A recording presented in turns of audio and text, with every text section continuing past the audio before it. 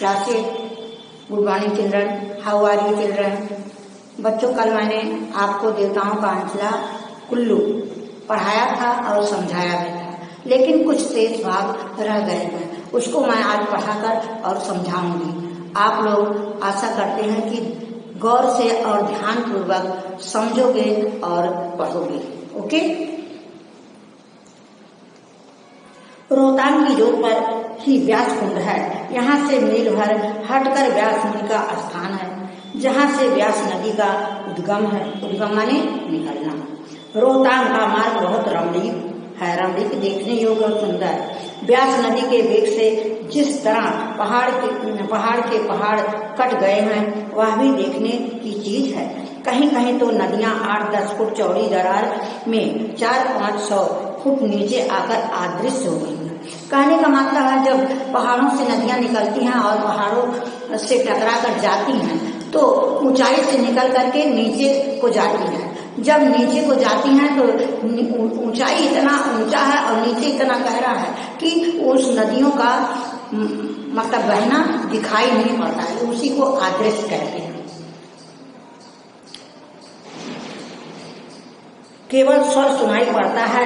इसका कारण यह है कि व्यास नदी बहुत तीव्र गति से नीचे की ओर उतरती है।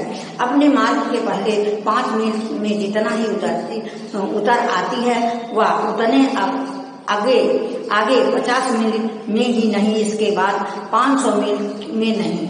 रोहतांग की जोत के दूसरी ओर कोकसर पड़ाव है। यहाँ जाते हुए बर्फ के सौंदर्य का जो दृश्य दिखता है, मैंने दूसरा कभी नहीं देखा। कहने का मतलब, पहाड़ों पर बर्फ का दृश्य इतना रमणीय और सुंदर लगता है कि लेखक कह रहा है, मैंने कभी देखा नहीं है। कुछ मीलों के दरार का एक प्याला सा बना हुआ है, जिसके सब और ऊंची ऊंची हिमावृत चोटियां, जिससे कुछ पहाड़ों के नंगे काले बर्फ से छाया मिला मैदान मानो अभिमानी पर्वत सरदारों ने अपना शीश कट प्रदेश में ढक दिया है। कहने का मतलब यह है कि बर्फ से इतना ढका हुआ है और काले पहाड़ों के बीच में सफेद सफेद जब बर्फ दिखाई देता है, इतना सुंदर लगता है कि मानो दुनिया का सारा सुंदरता और रमणीक वहीं पहाड़ों पर मिलता है। इस स्थान से 3 नदियों का उद्गम है। ऊपर से व्यास नदी, मध्य से चंद्रा और भागा, जो आगे चलकर मिल जाती हैं। दाना के दूसरी ओर पहाड़ के ढलान पर चीड़ के जंगल में हिडम्बा देवी का मंदिर है। कहा जाता है कि यह मंदिर चीड़ के तने पर बना है और लकड़ी का बना हुआ है। सैकड़ों वर्ष पुराना, कई 100 वर्ष पुराना है, जिस पर नक्काशी इतना सुंदर है कि आज भी वह चमकता हुआ दिखाई देता है।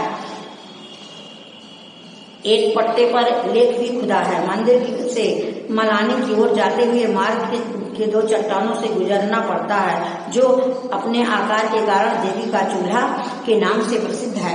कहा जाता है, हिडम्बा देवी पहले मनुष्यों को भून भून खाती थी और वो पहाड़ों का इस तरह से कटाव बना है जैसे वो चूल्हा देखने में लगता है। मलानी के बस्ती के ऊपर छोर पर मनुलिखी का मंदिर छोटा है। विशेष सुंदर भी नहीं है, लेकिन मनु का एकमात्र मंदिर होने के कारण विशेष महत्व है।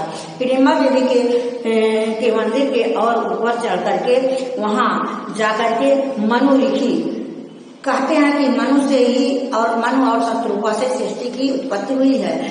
एकमात्र मलानी में ही मनु भगवान का मंदिर है।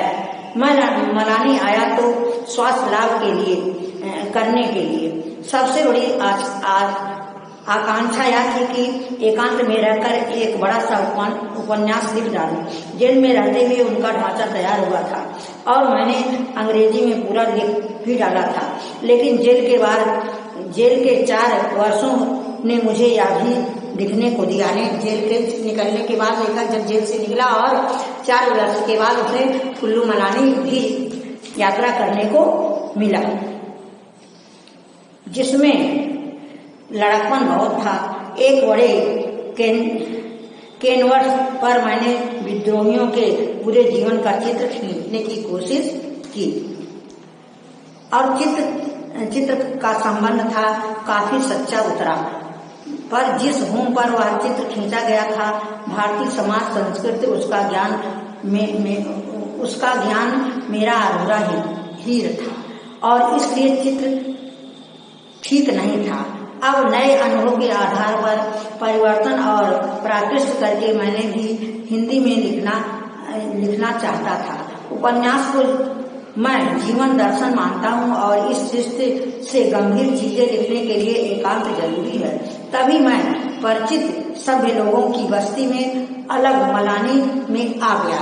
कहने का मतलब लेखक कहता है मैं कुछ लेख लिखना चाहता था या निबंध या उपन्यास लिखना चाहता था, जिसको लिखने के लिए मुझे एकांत चाहिए था। एकांत मैं जेल में था। जेल से निकलने के 4 वर्षों के बाद लेखक को कुल्लू मलानी जाने का शुभ अवसर प्राप्त हुआ। मैंने पहले ही बता दिया था कि आपको कि जो लेखक और कवि होते हैं वो अपनी कविता को इस तरह से विस्तृत करते हैं कि ताकि समाज में उनकी जागरूकता और बढ़े। ये आपका कुल्लू और मलानी के विषय में मैंने बताया। अब है प्रस्तुत यात्रा वृत्तांत। देवताओं का अंचल कुल्लू। पाठ के लेखक का नाम सच्चिदानंद हीरानंद वासराय अघेर जी हैं। प्रश्न 1 है, देवताओं का अंचल कहाँ से प्रारंभ हो जाता है? देवताओं का अंचल कुल्लू प्रदेश से प्रारंभ हो जाता है। कुल्लू प्रदेश में जाते हुए व्यास नदी को कैसे पार करना पड़ता है? कुल्लू प्रदेश में जाते हुए व्यास नदी को रस्सी से बना झूलना पुल से पार करना पड़ता है। लारी किसे कहते हैं? अगला क्वेश्चन है, तथा यह कितने मील की रफ्तार से चलती है? लारी पहाड़ों पर सामान ढोने वाली छोटी गाड़ी है जिससे जाना खतरनाक है तथा इसकी रफ्तार 4 मील होती है। प्रश्न नंबर 4 है, मणिकर्ण के गर्म पानी के स्रोतों की क्या विशेषता? मणिकर्ण के गर्म पानी के स्रोतों का यह विशेषता है कि कुछ पानी तो नहाने योग्य होता है और कुछ स्रोतों का पानी इतना गर्म होता है कि जिसमें चावल पकाए जा सकते हैं। कुल्लू प्रांत में कौन कौन से दर्शनीय स्थान है? वैसे तो कुल्लू प्रांत के प्रत्येक गांव व कस्बे में अपने अपने देवता हैं, फिर भी दर्शनीय स्थल में रघुनाथ मंदिर, व्यास कुंड, वशिष्ठ मुनि का आश्रम, पांडवों का मंदिर, हिडम्बा देवी का मंदिर तथा मनु भगवान का मंदिर दर्शनीय है। मनु को मानवता का स्वयंभू आदि परिवर्तक क्यों कहा गया है? शास्त्रों के अनुसार मन और शत्रुपा से ही सृष्टि की उत्पत्ति मानी जाती है। तुलसीदास जी ने भी कहा है, स्वयंभू मन और शत्रुपा इनसे भई सृष्टि अनुपा। इसलिए मन को मानव जाति का आदि परिवर्तक कहा जाता है। बच्चों, एक बोर्ड पर मैंने 6 क्वेश्चन लिखा है, लेकिन और क्वेश्चन जो है वो आपकी बुक में है। मैं उसको आपको पढ़कर बताती हूँ और समझाती हूँ। आप लोग गौर पूर्वक से सुनिएगा और अपनी कॉपी पर नोट कीजिएगा। देखिए, अगला क्वेश्चन है आपका, दशहरे को विराट उत्सव क्यों माना जाता कहा जाता है? दशहरे का उत्सव विराट इसलिए कहा जाता है क्योंकि एक ही दिन के उत्सव में पूरे साल का व्यापार हो जाता है और वहाँ सब कुछ मिलता है तथा तमाशे भी खूब होते हैं। प्रश्न 2 है, हिडम्बा की मंदिर की क्या विशेषता है? हिडम्बा के मंदिर की विशेषता यह है कि यद्यपि ये कई सौ वर्ष पुराना है किंतु लकड़ी का 4 मंजिला मंदिर दर्शनीय है। इसके दरवाजों पर कई 100 साल पुरानी नक्काशकारी आज भी शोभनीय और दर्शनीय है। फिर आपका अगला क्वेश्चन है, रोहतांग के पहाड़ों में कहीं कहीं व्यास नदी क्यों अदृश्य रहती है? रोहतांग के पहाड़ों में व्यास नदी इसलिए अदृश्य रहती है क्योंकि वह बहुत तीव्र गति से नीचे आती है, जिससे दरारों में अदृश्य होकर आगे दिखाई नहीं पड़ती। फिर है, मलानी का नाम किस पक्षी के नाम से पड़ा? मलानी का नाम मुलांड नामक पक्षी से पड़ा। मैंने कल ही बात बताया था। लेखक को अपने लिखे उपन्यास में लड़कपन क्यों लगता है? लेखक को अपने लिखे उपन्यास में लड़कपन इसलिए लगता है कि जिस भूमि पर वह चित्र खींचा गया था। भारतीय समाज और संस्कृति उसका ज्ञान लेखक को उस समय अधूरा था। बच्चों, मैं आशा करती हूँ कि आप लोगों के समझ में आ गया होगा और आप लिख सकते हो। अब मैं आपको होमवर्क दूंगी, आप लिखोगे। अब मैं 2 दिन 8th क्लास पढ़ाई, 2 दिन 7th क्लास, 2 दिन 6th क्लास पढ़ाऊंगी। Okay, bye.